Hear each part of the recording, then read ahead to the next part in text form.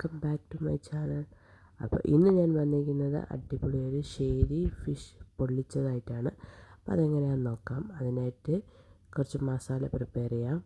ആദ്യം നമുക്ക് കുറച്ച് മഞ്ഞൾപ്പൊടി, കുറച്ച് കുരുമുളക് പൊടി, പിന്നെ കുറച്ച് മുളക് പൊടി, ആവശ്യത്തിന് നാരങ്ങ നീര്, ഗരം മസാല, അതുപോലെ ശകലം ഓയിൽ, പിന്നെ കുറച്ച് കറിവേപ്പില. ഇതെല്ലാം കൂടെ ഇട്ട് നന്നായിട്ടൊന്ന് മിക്സ് ചെയ്തെടുക്കുക.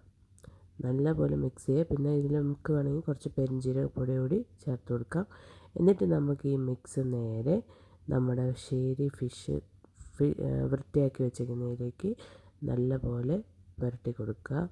എല്ലാ സ്ഥലത്തും അത് സ്പ്രെഡ് ചെയ്ത് കൊടുക്കുക ഈ ഒരു മിക്സ്. അതിന് ശേഷം നമുക്കിതിനെ ഒന്ന് റെസ്റ്റ് ചെയ്യാൻ വയ്ക്കുക ഒരു 10 മിനിറ്റ്സ്. അതിന് ശേഷം നമുക്ക് ഒരു ഫ്രൈ പാൻ എടുത്ത് അതിലേക്ക് കുറച്ച് ഓയിൽ ഒഴിച്ച് ഈ ഓയിലിലേക്ക് നമ്മൾ എടുത്ത് വെച്ചിരിക്കുന്ന ഫിഷ് എടുത്ത് വെച്ച് ഫ്രൈ ചെയ്തെടുക്കുക. ഒരുപാട് അങ്ങ് ഫ്രൈ ആക്കണ്ട, ഒരുവിധം ഫ്രൈ ആയി വന്നാൽ മതി. എന്നിട്ട് നമുക്ക് അതേ ഓയിലിൽ തന്നെ ഓയിലിലേക്ക് തന്നെ നമുക്ക് കുറച്ച് കറിവേപ്പില, കുറച്ച് സവാള ചെറുതായിട്ട് കട്ട് ചെയ്തത്, പിന്നെ ആവശ്യത്തിന് ഉപ്പ് കൂടി ഇട്ട് നമുക്കിത് നന്നായിട്ടൊന്ന് സോട്ട് ചെയ്തെടുക്കണം. ഇതിലേക്ക് കുറച്ച് പച്ചമുളക് കൂടി ആഡ് ചെയ്ത് കൊടുക്കുക. എന്നിട്ട് നല്ലപോലെ സോട്ട് ചെയ്തെടുക്കുക. അതിനുശേഷം ഇതൊന്ന് സോട്ടായി വരുമ്പോഴത്തേക്ക് നമുക്കിതിലേക്ക് ഇഞ്ചി വെളുത്തുള്ളി കൂടി ഇട്ട് കൊടുക്കുക. അത് ചെറിയ പീസാക്കി കട്ട് ചെയ്തിട്ടാൽ മതി, ചതച്ചിടണമെന്നില്ല, ചെറിയ പീസായി കട്ട് ചെയ്തിടുക. ശേഷം അതിലേക്ക് ഒരു വലിയ തക്കാളി കട്ട് ചെയ്തിട്ട് കൊടുക്കുക. എന്നിട്ട് ഈ തക്കാളി ഇട്ടിട്ട് നന്നായിട്ട് സോട്ട് ചെയ്തെടുക്കുക.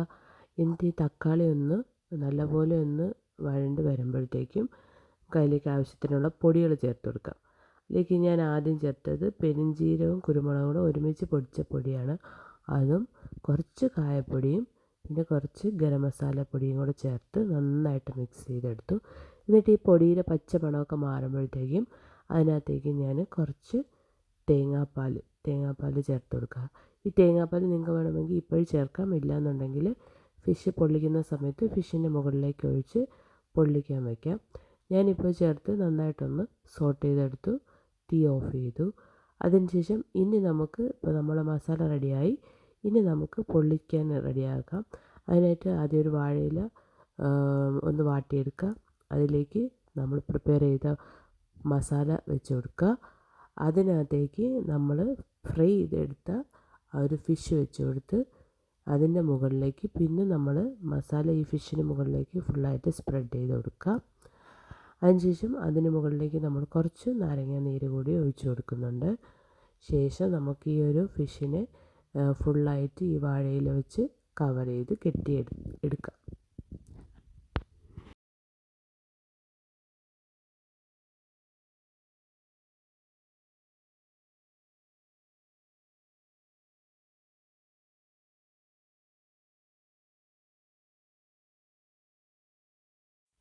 ഇങ്ങനെ കെട്ടിയെടുത്ത ഈ ഒരു വാഴയിലയിൽ പൊതിഞ്ഞ ഫിഷ് നമുക്ക് ഒരു ഫ്രൈ പാൻ വെച്ച് ഓയിലൊഴിച്ച് നമുക്കിതൊന്ന് പൊള്ളിച്ചെടുക്കാം അടച്ച് വെച്ച്.